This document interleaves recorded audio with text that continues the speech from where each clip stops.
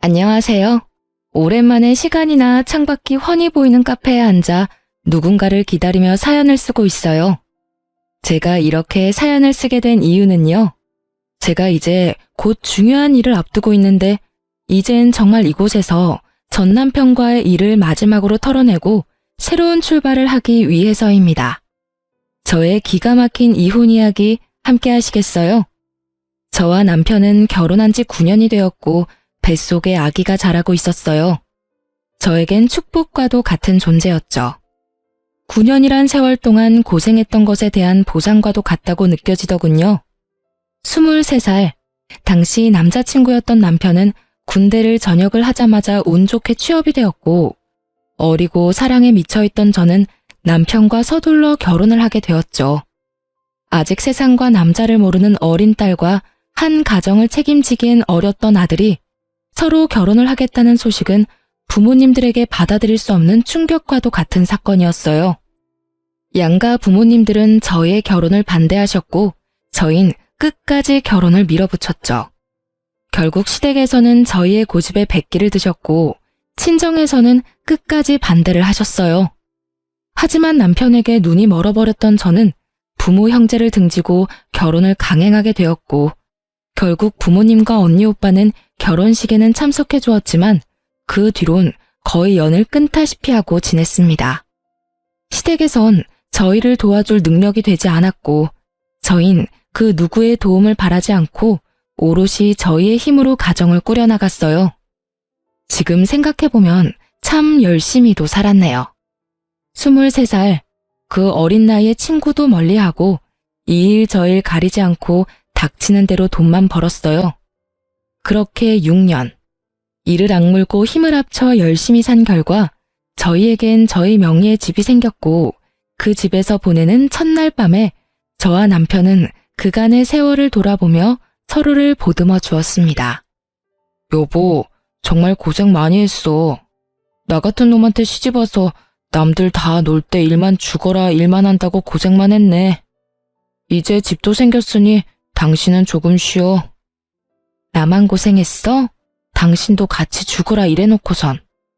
기억나? 우리 왜 결혼해서 원룸에서 처음 시작했을 때 30살 되기 전에 꼭 우리 집 갖자고 했었잖아. 그 꿈 이루기 위해 우리가 얼마나 열심히 살았는데 당연히 기억하지. 와, 그땐 정말 꿈만 같았는데 결국 이뤘어. 그것도 1년이나 빨리 말이야. 당신 덕이야. 당신이 함께 힘내줘서 생각보다 빨리 이렇게 살 수 있었어. 그래서 말인데 이제 당신 쉬면서 임신 준비하는 게 좋지 않을까? 임신? 하긴 더 늦어지면 더 힘들겠지? 그럼 이제부턴 마음 편하게 지내면서 몸부터 좀 만들자.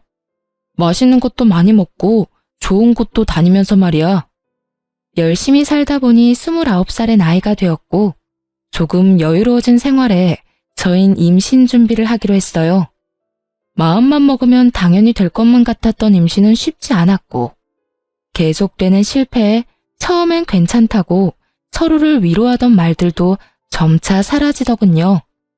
그렇게 남편과 저는 몸도 마음도 점점 지쳐만 갔고 어느새 한 줄뿐인 테스트기를 보곤 말 한마디도 없이 다음 배란일이 언제인지 달력만 들여다보고 있더군요.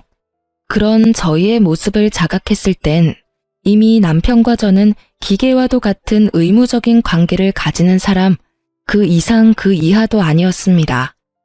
그 당시 임신이란 열심히만 하면 뭐든 다 이뤄낼 수 있다고 믿어 의심치 않던 남편과 저의 신념을 그야말로 산산조각을 내는 것이었고 그랬기에 거듭되는 실패에 더 큰 좌절과 함께 지쳐가게 되었죠. 그렇게 지쳐가던 어느 날 오랜만에 화장대에 앉아 거울을 가만히 보는데 30살도 되지 않은 파릇해야 하는 여자가 아닌 40대는 좋게 되어 보이는 암울한 세상에 찌들 대로 찌든 여자가 앉아있더군요. 안쓰럽더군요. 얼마나 정신없이 살았으면 제 모습이 이렇게 변해가는 동안 거울 한 번 제대로 본 적이 없나 싶은 마음이 들어서요. 그때야 그런 생각이 들었어요. 이렇게 살아서 뭐하나. 이러려고 그렇게 이를 꽉 깨물고 죽어라 열심히만 살았나 하고요.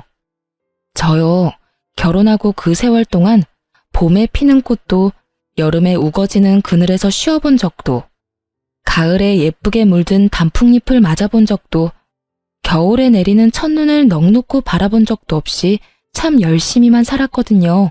그런데 그럴 여유도 틈도 없이 정직하고 열심히 산 결과가 세상 풍파를 다 맞은 모습이라니 너무 서글프더라고요.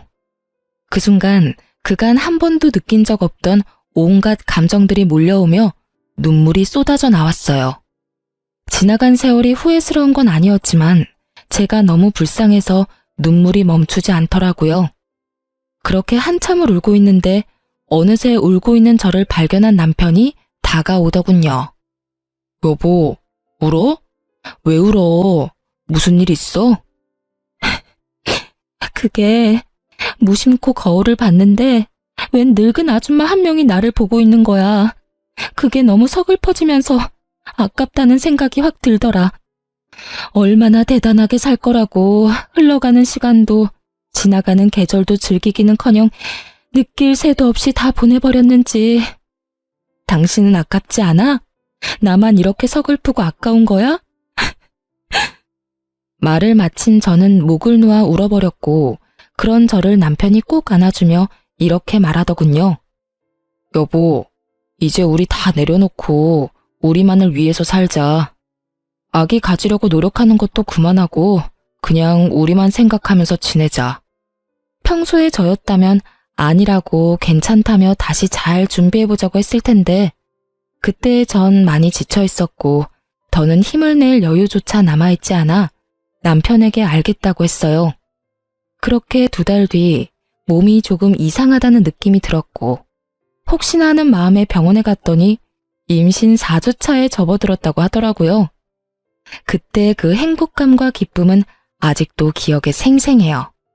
남편 역시 눈물까지 흘리며 행복해했고 그렇게 저와 남편은 이제 행복할 일만 남았다고 서로에게 말해주었습니다. 하지만 그 영원할 것만 같던 행복도 오래가지 않더군요. 전 입덧이 다른 사람보다 심한 편이었는데 구역질이나 먹지 않으면 허기짐에 구역질이 나고 먹으면 속이 더부룩해 변기통을 안고 살아야만 했죠. 계속되는 입덧에 회사 생활이 제대로 될 리가 없었고 자연스럽게 동료들에게 민폐만 끼치게 되었어요. 결국 전 휴직을 하기로 했고 집에서 휴식을 취하며 입덧을 견뎌내고 있었어요.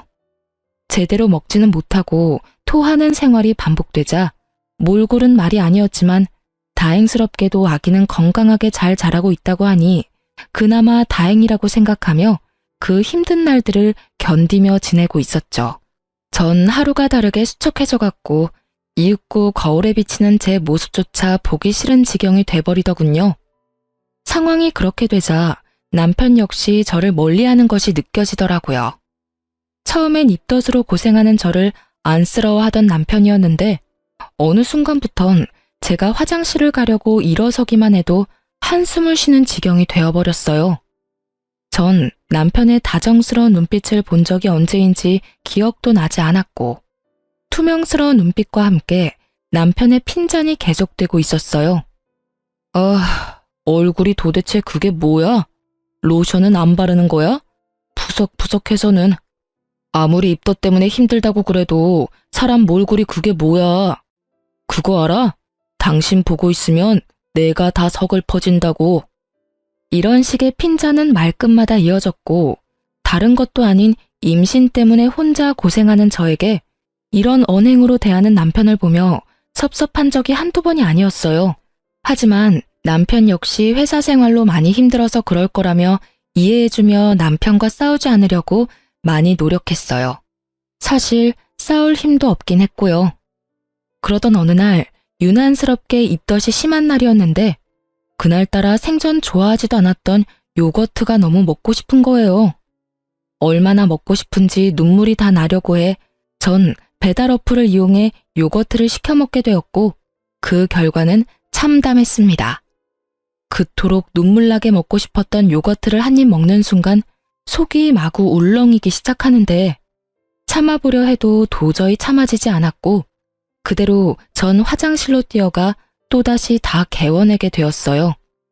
그렇게 한바탕 개워내고 나오니 미간을 잔뜩 찌푸린 남편이 이렇게 말하더군요.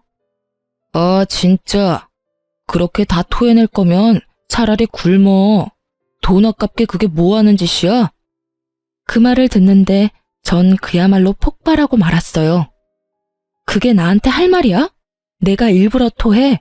내가 토하고 싶어서 토하냐고. 나도 그냥 맛있게 먹고 싶어. 그런데 그게 안 되는 걸 어떻게 해? 당신 이런 내 심정을 알아? 그냥 가만히 앉아 있어도 놀이기구를 타고 있는 기분이야. 비포장도로를 끊임없이 달리는 차 안에 갇힌 기분이라고. 저 역시 그 당시 몸도 마음도 힘든 상황이었기에 남편의 모진 말들을 참을 수가 없었고 그렇게 한바탕 쏟아내는데 갑자기 배에서 감당할 수 없는 고통이 느껴지더군요.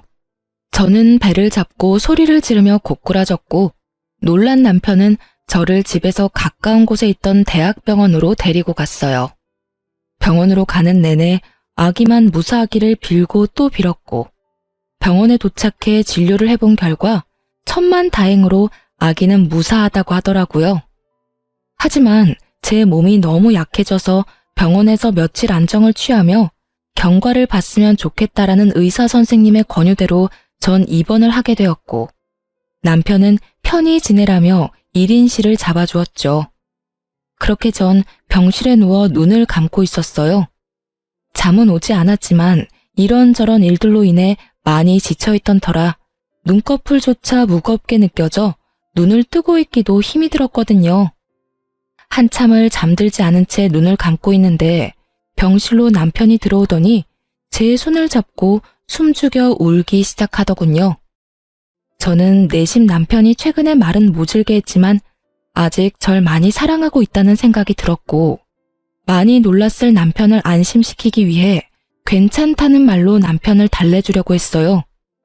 그런데 그 순간 남편의 입에서 믿지 못할 말들이 나오고 있더라고요.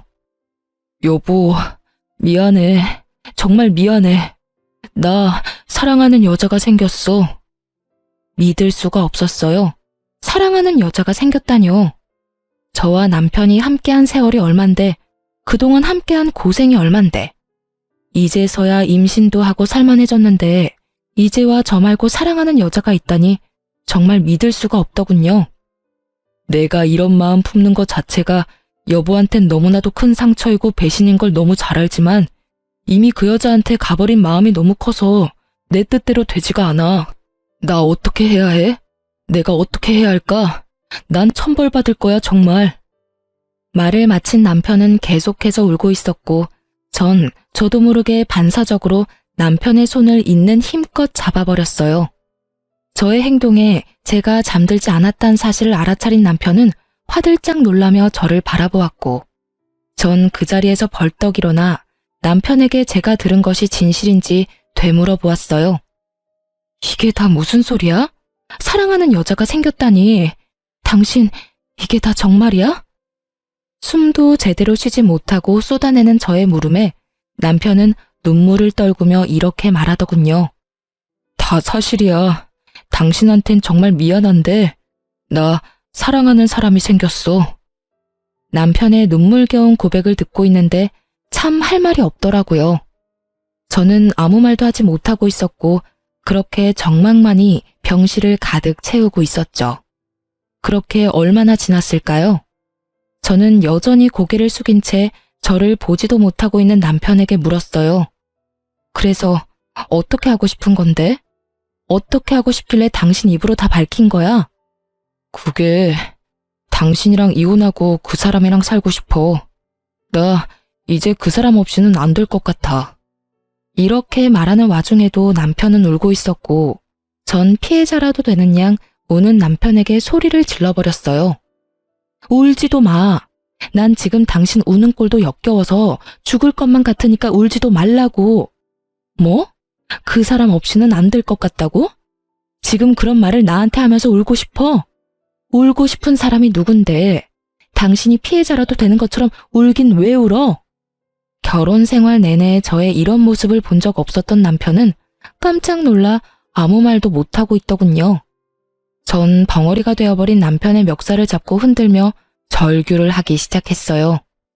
이 미친놈아, 이혼을 하고 싶다고? 그러면 뱃속 아기는? 나는 둘째치고 뱃속의 아기는 어떻게 할 거냐고?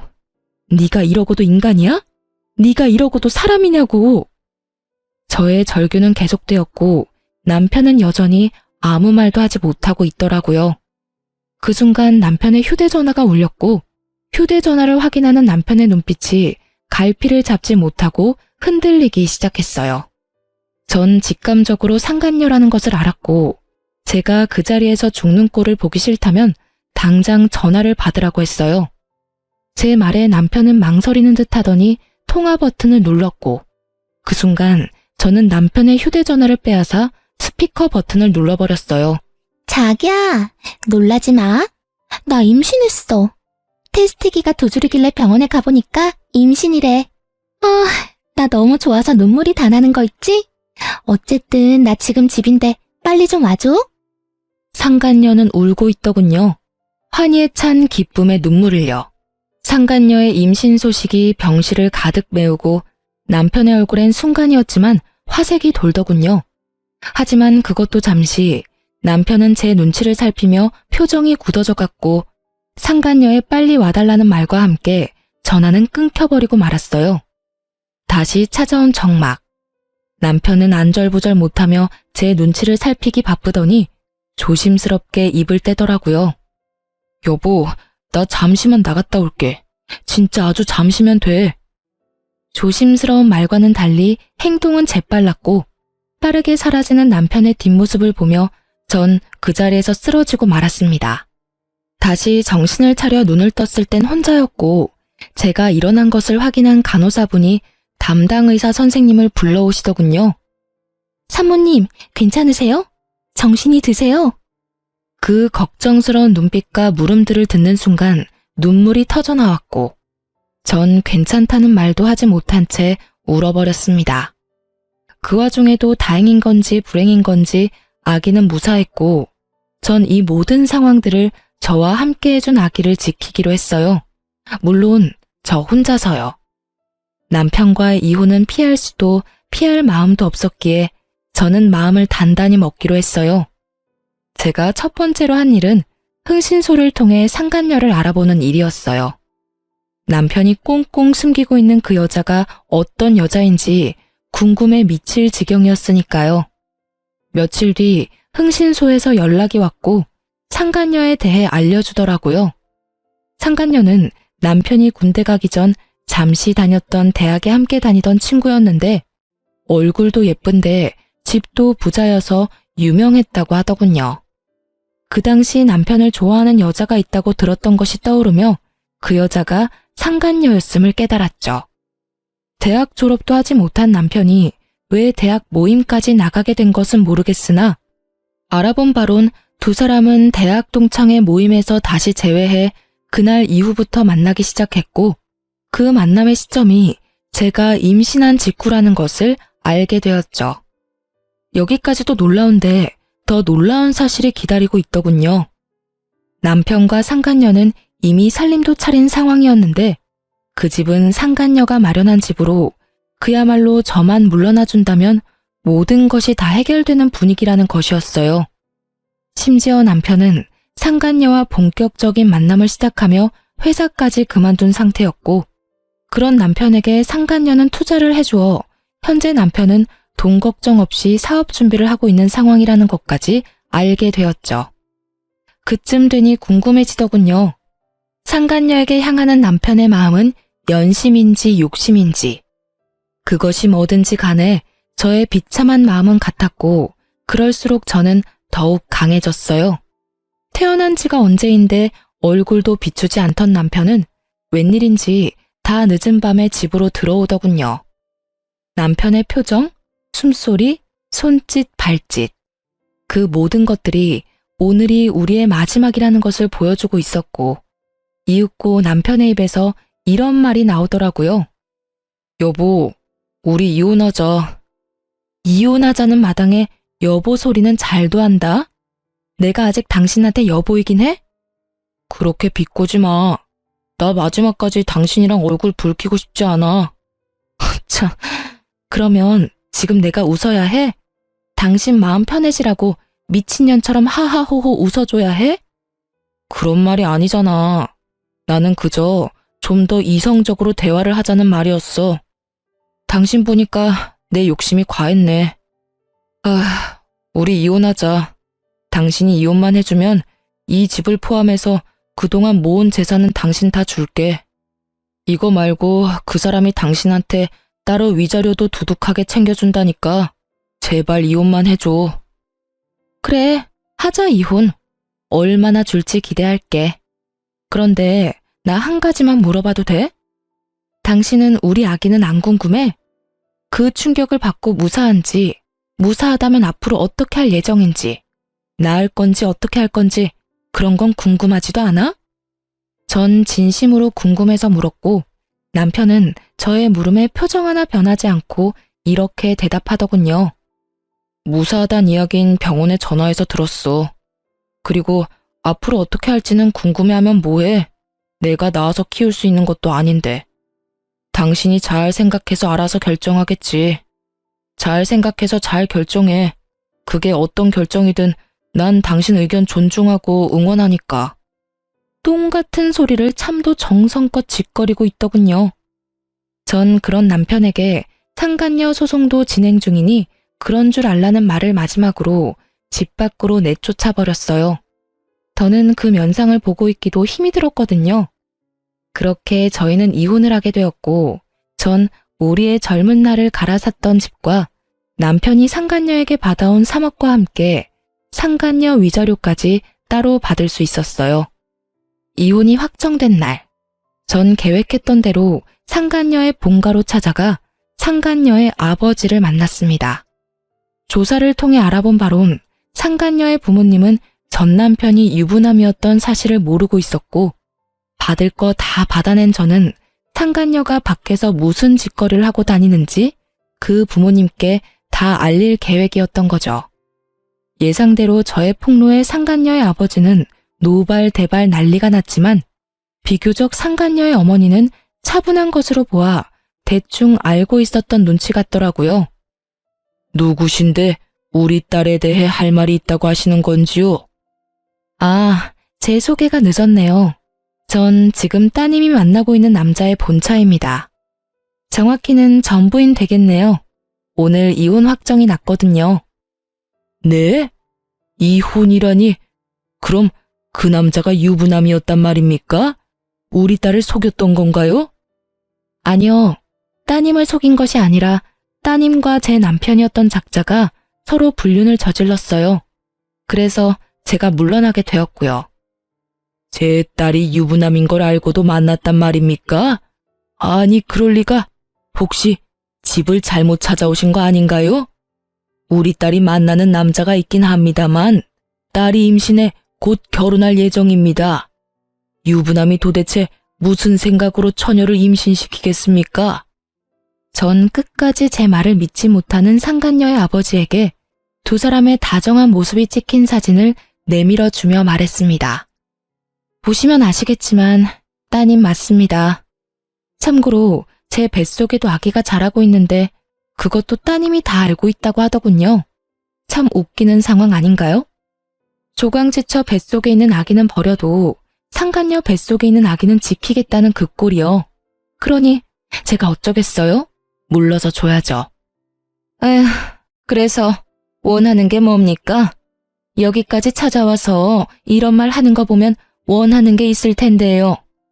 그저 부모님께서도 자기 딸이 밖에서 어떤 짓거리를 하고 다니는지, 그 짓거리 덕분에 제 가정이 어떻게 망가졌는지 다 아셔야 할 것 같아서 찾아왔어요. 아, 굳이 원하는 게 있다면 따님을 좀 꾸짖어 주시면 좋을 것도 같네요. 자기네들끼리야 하늘 아래 둘도 없는 사랑이네 뭐네 곱게들 포장하지만 엄연히 죄잖아요, 불륜이라는 게.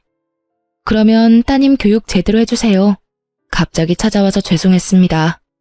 저는 그대로 집을 나왔고 제가 현관문을 나오는데 머리끝까지 화가 난 상간녀의 아버지가 상간녀의 어머니를 쥐잡듯 잡으며 당장 상간녀를 부르라고 고함을 치는 소리가 들려오더군요. 그 소리를 들으며 집으로 돌아오는 발걸음이 얼마나 가벼웠던지 모릅니다. 그렇게 집으로 돌아온 전 이사할 예정이라 중요한 짐을 따로 추리고 있었고 상간녀에게 모든 이야기를 들은 전 남편이 역정을 내며 집으로 들어오더군요.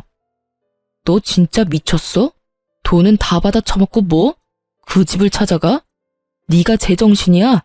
이딴 식으로 행동할 거였으면 돈은 왜 받아갔어? 돈은 돈이고 이건 다른 문제지. 그 부모들도 알아야 하지 않겠어? 하나뿐인 외동딸이 밖에서 무슨 짓거리를 하고 돌아다니는지. 그래야 자식 교육을 똑바로 하지. 그래도 이건 너무하잖아. 꼭 이렇게까지 해야 했어? 군말 없이 이혼해줬는데 이 정도도 하면 안 돼? 너 때문에 지금 그 사람 아빠한테 붙잡혀서 질질 끌려갔어. 어쩔 거야? 어쩌긴 뭘 어째. 눈물이라도 흘려줘? 그거 참 안 됐다고 위로라도 해줄까? 그런 걸 원하니? 진짜 너 하여튼 오늘 일 때문에 그 사람 뱃속에 있는 아기라도 잘못됐다간 가만 안 있을 테니 그런 줄 알아? 전 남편은 악에 바친 듯 이를 꽉 깨물며 저에게 말했고 그런 전 남편의 모든 것이 어이가 없더군요. 그래서 전 어느새 꽤 나온 저의 배를 보여주며 이렇게 말했습니다. 이건 안 보여? 내 배는 안 보이냐고. 이 아기도 당신 아기야. 당신은 정말 이 아기는 보이지도 않는 거야? 저는 전 남편을 향해 목이 터져라 외쳤지만 전 남편은 그런 저에게 시선조차 주지 않았고 전 참지 못하고 전 남편의 뺨을 내리쳐버렸어요. 썩 꺼져. 빨리 꺼지라고. 앞으론 2번 다시 그 어떤 일로도 찾아오지 마. 한 번만 더 찾아오는 날엔 당신하고 그 여자 얼굴 온 세상이 알도록 인터넷에도 다 퍼뜨려버릴 테니까. 알겠어? 제 말에 남편은 저를 한번 흘겨보곤 나가버렸고 그 후론 전 남편이 찾아오는 일은 없었습니다. 한바탕 소란이 지나간 후 기다리고 기다리던 이삿날 아침이 되었고 제 소식을 어떻게 안 것인지 그간 연락을 끊고 살았던 엄마와 언니 그리고 오빠까지 집으로 찾아왔더군요. 저를 본 엄마는 저의 등짝을 때리며 우셨고 그런 엄마를 언니와 오빠는 말려주며 그저 저를 꼭 안아주었습니다. 이거사, 이게 뭐야 도대체? 그렇게 말렸거늘 고작 이런 꼴이나 당하려고 이런 꼴이나 보이려고 가족들 다 버리고 나갔던 거야? 엄마, 그러지 마. 막내 임신 중이라잖아. 배 안 보여? 그래 엄마, 진정 좀 해. 몇 년 만에 보는 건데 애를 때리긴 왜 때려? 9년 만에 듣는 가족들의 목소리에 하염없이 눈물이 나더군요. 많은 감정이 섞인 눈물이었지만 가장 큰 감정은 당연히 미안함이었어요. 그렇게 가족 마음에 못을 박았으면 잘 살기라도 했어야 했는데 9년 만에 보인 꼴이 그런 꼴이라 죄송하고 미안하더라고요. 그렇게 한참을 울던 저희 가족은 감격스러운 재회는 잠시 미루고 이사를 서두르기로 했어요. 이삿짐 직원분들이 오셔서 더는 재회의 기쁨과 슬픔에 젖어 있을 틈이 없었거든요. 그렇게 부른 배를 부여잡고 바쁘게 움직이고 있는데 육설과 함께 전 시모가 저에게 다가오고 있더라고요. 야, 이 미친년아. 네가 내 아들 앞날을 망쳐놓고 무사할 줄 알았어? 이러면서 제 머리채를 잡는데 그 순간 빈혈기가 돌며 별이 다 보이더라고요. 전 시모의 흥분은 극에 달해 있었고 저에 대한 원망과 함께 욕설들은 끊임없이 쏟아져 나오고 있었어요. 너 때문에 내 아들이 쫄딱 망하게 생겼어. 네가 그 집 찾아가서 다 말하는 바람에 내 며느리도 내 아들도 그 집에서 쫓겨나 버렸다고. 그게 어떻게 잡은 기회인데 네 년이 다 책임져. 다 책임지라고. 그 뒤로도 전 시모는 끊임없이 하소연과 함께 원망들을 쏟아냈고 이야기를 들어보니 모든 사실을 안 상간녀의 집에서는 상간녀에게 해주던 모든 지원을 끊어버렸고 두 사람이 살고 있던 집마저 뺏어버렸다고 하더군요. 한순간에 거짓 신세가 된 두 사람이 집으로 찾아가 빌어봤지만 상간녀의 집에선 두 사람이 헤어지지 않는 이상 상간녀 역시 없는 자식으로 여기고 살 것이라는 답만 돌아왔고 상간녀는 하는 수 없이 전시댁으로 들어와서 살고 있다고 하더라고요. 한평생 고생이라곤 모르고 산 상간녀가 전시댁의 환경에서 산다는 건 고역과도 같은 일일 테죠. 그렇게 한참을 쏟아내던 전시모는 급기야 저에게 돈 타령까지 하기 시작했어요. 네가 다 이렇게 만들었으니 네가 다 책임져. 돈이라도 내놓으라니 말이야. 네가 받아간 거 다 내놔. 그 순간 잠시 이삿짐 차에 갔던 식구들이 돌아오고 저의 모습을 발견한 엄마가 달려와 전시모의 손을 낚아채 있는 힘껏 밀어버렸어요. 이 여편네가 감히 누구 머리채를 잡아? 정신 나갔어? 어디서 내 딸 머리를, 그것도 임산부를, 네가 제정신이야? 당연히 이삿짐 센터 직원인 줄 알았던 엄마의 등장에 전시모가 당황한 기색이 역력하더군요. 그랬겠죠.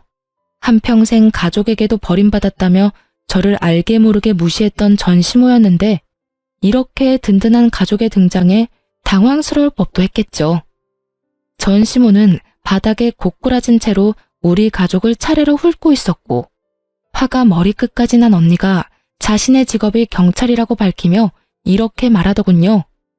아줌마, 한 번만 더 내 동생한테 욕하고 때리면 수갑 채워서 체포할 테니 각오하세요. 참고로 그렇게 잡혀가시면 합의는 없습니다. 아시겠어요?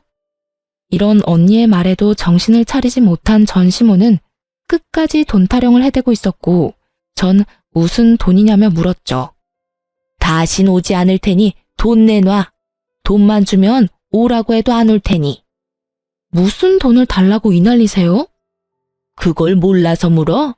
이 집 팔았으면 돈이 있을 거 아니냐? 엄연히 그 돈에 내 아들 목도 있는데 왜 모른 척을 하니? 그거랑 이혼할 때 받아간 3억, 그것도 내놓거라. 정말 뱃속의 아기만 아니었다면 욕이라도 실컷 해주며 있는 힘껏 한 대 때리고 싶더라고요. 다른 것도 아닌 위자료 내놓으란 말을 당당하게 하는 전시모의 모습을 보는데 화가 머리끝까지 나며 어이마저 없더군요. 아줌마, 잘 들어요. 그 돈은 내 뱃속에 있는 이 아기의 몫이자 내가 23살부터 이때까지 단 하루도, 단 1분도 제대로 쉬지 않고 열심히 살았던 날의 몫이자 하루아침에 배신당하고 갈기갈기 찢어져 버린 내 마음의 상처에 대한 약값이에요. 그러니까 절대 한 푼도 줄 생각 따위 없어요. 정 그 돈이 탐나고 갖고 싶으면 소송을 거세요. 저는 코웃음을 치며 전시모에게 말했고 제 말이 끝나자마자 변호사인 오빠가 나서 제 변호를 자처하고 나서더군요. 참고로 제 동생 변호는 제가 맡도록 하죠. 마침 그 분야가 제 전문이라 자신 있거든요. 그러니 언제든 소송 걸고 싶으면 걸도록 하시죠. 애꿎은 제 동생 괴롭히지 말고 법으로 이야기하자 이 말입니다. 전시모는 꽤 많이 당황한 눈치이더군요. 그럴 수밖에 없는 것이 상견례도 없었고 결혼식에선 가족들을 따로 소개할 시간도 소개를 받고 싶어하는 마음도 없었기에 저희 가족들의 직업, 형편에 대해선 전혀 알지 못했거든요. 그 뒤론 연을 끊고 지내다시피 했으니 저희 친정이 꽤 산다는 것을 전혀 모르고 있었으니까요. 전시모는 오빠의 말이 끝나자 당황한 눈초리로 가족들을 번갈아 살피기 시작하더군요.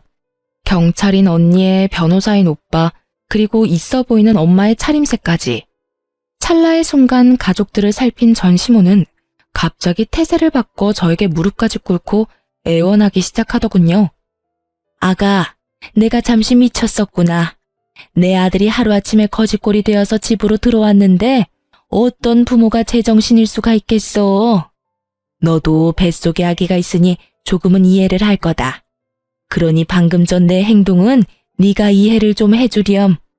그리고 이해하는 김에 내 아들도 좀 이해해주면 안 되겠니? 말이야 바른 말이라고 여자가 작정하고 꼬시는데 남자가 어쩌겠어. 그간의 정을 생각해서라도 네가 이해하고 용서 좀 해주렴. 네가 용서만 해주면 내 아들도 다시 너한테 돌아올 거고 그렇게 두 사람 제외하게 되면 뱃속의 아기한테도 좋지 않겠어? 애를 생각해야지. 이 험한 세상에 애를 혼자 낳아서 어쩔 생각이니? 남들 다 있는 아빠, 우리 손주한테서 뺏을 생각은 아니지? 이때껏 한 번도 꺼내지 않던 손주 이야기까지 들먹이며 애원하는 꼴이 참 가증스럽기 그지없더군요. 엄마 역시 저와 생각이 같았는지 전 시모의 말에 한마디의 대꾸도 없이 시모를 질질 끌어다 내쫓아버렸고 저의 이사는 무사히 마칠 수 있었습니다. 그날 이후 전 가족의 품으로 돌아가게 되었어요. 이미 사버린 집은 세를 주기로 했고 가족의 뜻에 따라 친정에서 지내게 된 것이죠.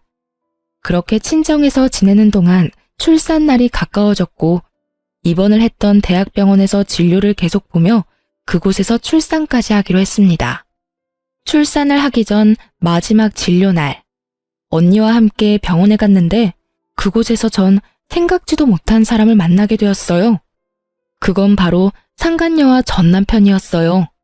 그토록 화려하고 당당하던 상간녀의 모습은 온데간데 없이 사라지고 행색이 초라한 배불뚝이 여자가 전 남편과 옆에 자리하고 있더군요. 한 걸음씩 한 걸음씩 두 사람과 가까워졌고 저와 언니를 발견한 상간녀는 두 눈이 동그래지더니 이내 승리의 표정을 지으며 전 남편의 팔짱까지 급하게 끼고 저에게 다가와 인사를 건네더라고요. 오랜만이네요. 잘 지냈어요? 아, 이런 질문 좀 그런가요? 하긴 잘 지낼 턱이 없는데 질문이 좀 그랬죠? 방금 전까지 전 남편과 돈 때문에 다투는 소리를 다 들었는데 이렇게까지 해서 저에게 아는 척이 하고 싶은 그 마음이 다 궁금하더군요. 그런데 그 애는 정말 낳아서 혼자 키울 수 있다고 생각해요? 진작 지우지. 이게 무슨 청승맞은 짓이에요. 뭐라고? 너 말 다 했니? 그게 네가 나한테 할 말이야? 왜 화를 내고 난리래? 다 걱정해서 하는 말인데. 아, 그리고 혹시나 해서 하는 말인데 양육비 이런 건 바라지도 말아요. 하긴 뜯어간 돈 많으니 양심이 있으면 양육비 달란 말은 못하겠지. 상간녀는 어떻게 해서든 제 속을 긁고 싶어 안달인 듯 했으나 전 도발에 더는 넘어가지 않았고 상간녀를 위아래로 훑어주며 이렇게 말했습니다. 그게 걱정이어서 굳이 반가워하지도 않는 사람한테 인사까지 한 거야? 하긴 꼴을 보아하니 걱정이 되긴 하겠다. 양육비 줄 능력도 처지도 안 되니까 말이야. 나 양육비 달라는 말 할 생각도 없으니까 그런 걱정은 넣어두고 사랑으로 가진 애 잘 낳아서 찢어지게 가난한 집에서 잘 키워봐. 난 댁들 덕분에 가족도 다시 만나 잘 지내고 돈도 많아서 양육비 걱정은 없거든. 제 말에 상간녀는 미간을 찌푸리는가 싶더니 이내 코웃음을 치며 비아냥대기 시작하더군요. 참 좋기도 하겠네요. 남편도 뺏겨서 애도 혼자 낳고 혼자 키워야 하는 마당에 좋다고 웃는 꼴이 참. 어떤 면에선 참 대단하기도 하네요. 상간녀의 비아냥거림에 제가 반격을 하려는 순간 어느새 제 곁으로 온 담당 의사 선생님이 제 어깨에 손을 두르며 언니에게 이렇게 말하는 것이 아니겠어요? 초영, 여기서 뭐 하세요? 무슨 일 있어요? 표정이 왜 이렇게 안 좋아요? 처영이라니. 전 크게 당황을 했고 언니 역시 당황한 기색이 역력했지만 그것도 잠시 천연덕스럽게 선생님께 제보라고 하며 상황을 설명하기 시작하더군요. 언니의 설명을 들은 선생님은 제 어깨를 잡은 손에 힘을 주며 말을 하더군요. 아직 소식 못 들으셨나 봅니다. 저 이 사람하고 결혼 약속했어요. 식은 아직이긴 한데 출산하고 몸 추스르는 대로 결혼식 올리려고 하고 있어요. 원하신다면 청첩장 나오는 대로 보내줄 테니 와서 자리를 빛내주는 것도 좋을 것 같네요. 언니 못지않게 선생님은 천연덕스럽게 연기를 펼쳤고 선생님의 말에 이때껏 입 한 번 떼지 않고 있던 전 남편이 저를 향해 말을 하더군요. 여보, 이게 다 사실이야? 당신 이 남자랑 결혼했어? 혼인신고라도 한 거야? 전 남편의 말이 끝나자마자 여보라는 단어에 발끈한 상간녀는 제가 무어라 답할 새도 없이 전 남편을 쥐잡듯 잡기 시작하더군요. 당신 지금 뭐라고 했어? 여보? 누구 보고 지금 여보라고 하는 거야? 상간녀의 말에 전 남편은 그제야 자신이 어떤 단어를 썼는지 자각한 듯 새하얗게 질린 얼굴로 말까지 더듬더라고요. 아니 그게 습관적으로 나도 모르게 튀어나왔어. 그걸 지금 말이라고 해? 당신은 아직도 저 여자하고 결혼한 사이라고 착각하는가 봐. 아니, 저 여자랑 다시 살고 싶기라도 한 거야? 무슨 말을 또 그렇게 해. 실수라고 했잖아. 실수라고? 그래, 그건 실수라고 치자. 그런데 당신이 왜 저 여자가 결혼한 사실에 화를 내? 왜 간섭하냐고. 그건 나도 놀라서 그랬지. 당신 지금 너무 흥분했어. 진정 좀 하고 진료나 보러 가자. 예약 시간 다 됐어. 지금 내가 진료 보게 생겼어?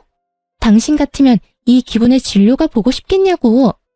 내가 누구 때문에 이 모양 이 꼴로 살고 있는데, 내가 왜 이런 거지꼴로 살고 있는데, 당신 하나 보고 다 버리고 와서 이렇게 사는 난 신경도 안 쓰면서 전부인이 재혼한 사실이 그렇게 신경 쓰여? 상간녀는 악을 쓰며 남편을 닥달했고 그런 상간녀의 말이 지긋지긋하다는 듯 전 남편은 짜증을 섞으며 답을 하더군요. 내가 당신한테 가족 버리고 나한테 와달라고 했어? 당신이 좋아서 다 버리고 나한테 와놓고 왜 또 그런 말을 하는 거야? 지겹지도 않아? 무슨 일만 일어났다 하면 이 모양 이 꼴 타령하는 거? 나야말로 누구 때문에 그 좋은 회사까지 그만두고 이 모양 이 꼴이 됐는데 다 당신이 투자해준다고 해서 이렇게 된 거잖아. 두 사람은 급기야 언성까지 높이며 싸우기 시작했고 그 광경을 지켜보던 선생님은 제 손을 진료실로 이끌며 이렇게 말했어요. 우린 이만 들어가요. 이런 난장판은 뱃속의 아기한테 좋지 않아요. 얼른요. 그렇게 선생님의 손에 이끌려 진료실 의자에 앉은 전 어리둥절했고 이내 간호사 선생님이 들어오셔 두 사람이 난동에 가까운 싸움을 하다 결국 병원에서 쫓겨났다고 하더군요. 그 만남을 마지막으로 전 다신 그 사람들을 만나기는커녕 소식조차 들을 수도 없었습니다. 그렇게 정말 전 남편과의 모든 것이 끝이 나고 전 무사히 출산했습니다. 출산 이후 전 제 소중한 보물을 안겨주신 선생님께 보백받게 되었어요. 사실 병원에 처음 와 전 남편의 외도 사실을 알게 되었을 때 걱정스러운 눈빛으로 절 위로해준 그 선생님이 저의 담당 선생님이었고 선생님의 말에 의하면 그날부터 제가 신경이 쓰였다고 하더군요. 처음엔 그저 제가 불쌍했다고 했어요. 불쌍해서 눈길이 더 가고 마음이 더 쓰였다고요. 그래서 진료를 볼 때도 더욱 신경을 써주었고 제가 배가 심하게 뭉쳐 병원에 갑자기 왔다는 연락이라도 받을 때면 그게 언제든 어디에 있든 병원으로 뛰어와 제 진료를 봐주셨다고 하더라고요. 그렇게 측은심에 제가 눈에 밟혔는데 그 측은심이 어느 날부턴 저를 지켜주고 싶고 제가 보고 싶어졌다며 저를 좋아하는 것 같다고 마음을 고백해 오더군요. 지금 당장 대답해달라는 건 아니에요. 지금 상황이 좋지 않다는 것도 알고 저한테 신경을 쓸 틈도 없다는 거 누구보다 잘 아니깐요. 그냥 제가 곁에서 맴돌 테니 그것만 막지 말아주세요. 그렇게만 해준다면 저는 언제까지고 기다릴 수 있어요. 그저 저를 지켜봐 주세요. 처음엔 그냥 아무런 대답도 하지 않고 무시했던 것 같아요. 전 남편에 대한 상처가 크기도 했지만 무엇보다 큰 이유는 염치가 없어서였어요. 애 딸린 이혼녀와 총각인 대학병원 의사 선생님이라니 거부할 염치조차도 없더군요. 하지만 선생님은 저를 포기하지 않았고 부담스럽지 않게 저의 곁을 지키면서 제 아들조차 사랑으로 품어주고 있더라고요. 그렇게 4년을 한결같이 저와 제 아들을 지켜준 선생님께 마음의 문을 열게 되었고 선생님은 저의 남자친구가 되었어요. 그리고 곧 저는 저와 아들을 세상 누구보다 사랑해주는 남자친구와 결혼을 할 예정이에요. 말이 씨가 된다고 하더니 전 남편과 상간녀 앞에서 저와 결혼한 사이라고 거짓말을 하던 모습이 엊그제 같은데 그 결혼이 현실이 되었지 뭐예요? 남자친구의 말론 그때 자신의 마음을 확신했다고 하더군요. 물론 예비 시댁에서도 저와 아들을 많이 아껴주세요. 처음 저의 이야기를 남자친구에게 들었을 땐 걱정이 많으셨다고 하시더군요. 아무래도 그럴 수밖에 없는 상황이긴 했죠. 온 정성을 다해 사랑으로 키운 아들이 어느 날 갑자기 사랑하는 여자가 생겼다고 해서 누구보다 기뻐하셨는데 그 여자가 이혼녀인 것도 모자라 갓난아기까지 있다고 하니까요. 어떻게든 설득을 해보려 했지만 남자친구는 흔들리지 않았고 일단 얼굴이나 보자 하는 마음으로 저를 만나러 나오셨다고 하셨어요. 그렇게 저를 처음 만난 날 저와 예비 시부모님은 많은 이야기를 나눴고 헤어지는 순간에 제 손을 잡아주시며 이렇게 말씀해 주시더군요. 사실 오늘 이 자리 나올 때까진 좋은 말로 설득해서 헤어지게 만들 생각이었어. 생각 있는 여자라면 헤어질 테니 말이야. 그럴 생각으로 나온 자리인데 막상 만나서 이야기 나눠보니 우리 애가 왜 그렇게 매달렸는지 알 것 같네. 앞으로 우리 아들이랑 잘 지내줘. 그렇게 잘 지내다가 우리 가족으로 와주면 더 좋고. 이렇게 말씀해 주시는데 얼마나 많이 울었는지 몰라요. 그 마음이 너무나도 감사하고 또 그 감사한 마음이 드는 것이 염치도 없어서요. 제가 자식을 키워보니 알겠더라고요. 그것이 얼마나 큰 결정이었는지. 그래서 저도 그런 마음을 저버리지 않게 열심히 노력해 보려고 합니다. 제가 사연 처음에 말씀드렸었죠? 누군가를 기다리며 사연을 쓰고 있다고. 그 기다리던 사람이 다름 아닌 남편과 제 아들입니다. 저를 여기에 앉혀두곤 장난감을 사러 간다고 나간 두 사람인데 이 긴 사연을 쓸 때까지 돌아오지 않고 있네요. 아마 모르긴 몰라도 장난감을 사러 간 두 사람은 장난감 가게를 살 태세로 쇼핑을 하고 있는 모양이에요. 가끔 이럴 때가 있어 제가 두 사람을 잡으러 간 적이 한두 번이 아니거든요. 전 이만 인사를 드리고 가봐야 할 것 같아요. 마지막으로 저의 지옥 같던 세월을 여기에 털어버렸으니 이제 저도 행복하게 새로운 인생을 살 수 있겠죠? 어쨌든 지금 두 남자의 과분한 사랑을 받으며 행복하게 잘 살고 있으니 여러분도 제 걱정보단 앞날에 대한 응원을 부탁드리며 전 이만 물러가 볼게요. 긴 이야기 들어주셔서 감사합니다.